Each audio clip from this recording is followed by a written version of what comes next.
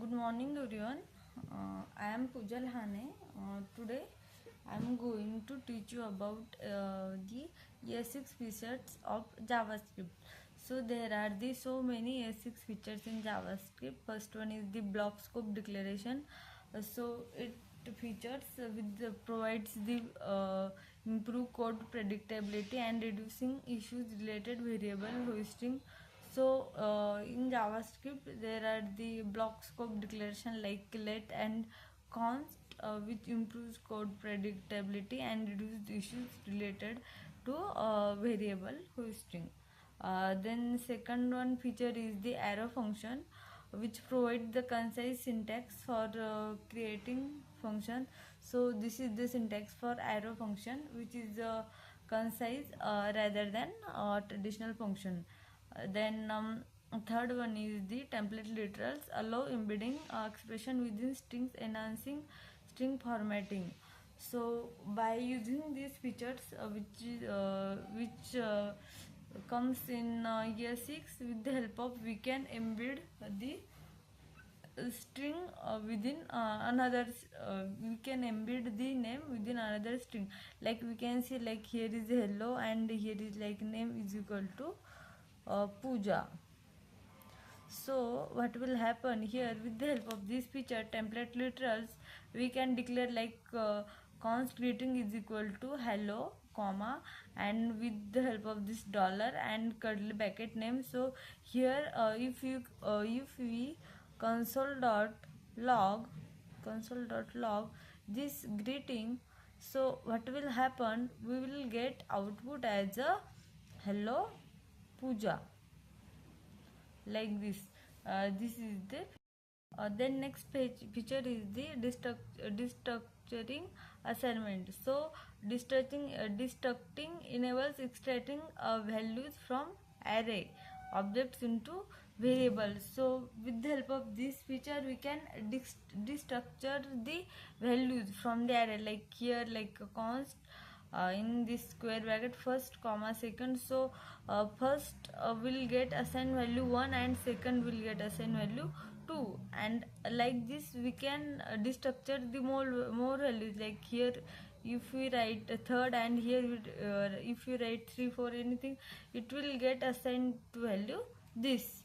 Then destructuring objects. So with the help of ES6 feature we can also destructure the object, like here we can see that const in curly bracket first name comma last name, and here first name colon Puja, last name colon Lahane. So first one will get assigned Puja and last name will get assigned Lahane. Like this we can do. Then next one is the classes. So what does classes do? Classes provide syntactic sugar over creating constructor, function and prototype. So it provides a syntactic sugar. Like with the help of this syntax we can create a classes like class person, and with the help of we can declare constructor in these classes and call the function like say hello, and like this. This is the syntax for calling uh, function in classes. Then next one is the modules introduce modular system for better code organization and reusability.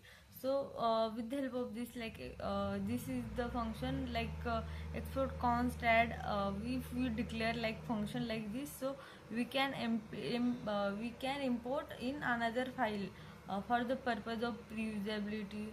So React is basically a component based and generally used for reusability.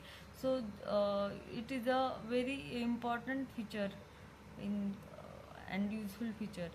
Then next one is the default parameter. Default parameter value can be assigned to function parameters. Like we can give the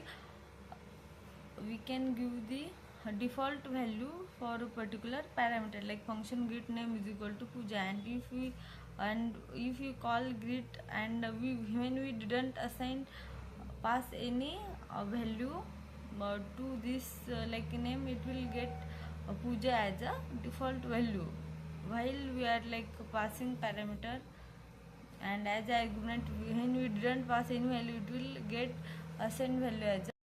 Next one is rest and spread operator. So rest is used to collect multiple elements into a single array, and spread is used to spread elements. So what does rest do? Rest operator is generally used for destructuring the multiple element within a single element, whereas spread operator is used to spread element, like copying one element to another like one like copying one array to another array or one object to another array. For that purpose we use this spread operator. And then promises promises provides a better way to work with asynchronous code. So promise is basically a object with the help of we can perform asynchronous operation. So like this, it always return new promise, and it performs a synchronous task. Like if success, it will then only resolve data and else reject error. Like this syntax of promise. Then next one is async and await. So building on top of the promise, async and await simplify the asynchronous code further. So it is a more simplified version of promises for performing asynchronous operation.